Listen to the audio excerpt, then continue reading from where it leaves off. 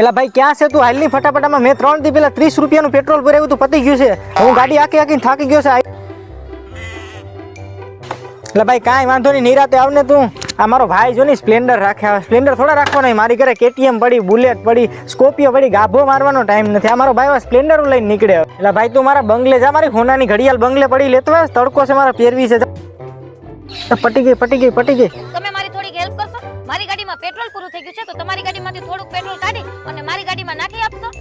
પણ ઈ પેટ્રોલના પૈસા હું તમને ઓનલાઈન કરી દઈશ. ઈ ઉપાધિ તમે ન કરો. પેટ્રોલ કાઢવું કઈ રીતના? એમાં શીશો જોઈએ. શીશો ક્યાં? શીશો આવી રહ્યો.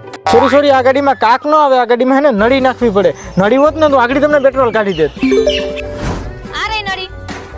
સોરી મેમ, અમે છોકરીને પેટ્રોલ નથી આપતા હો.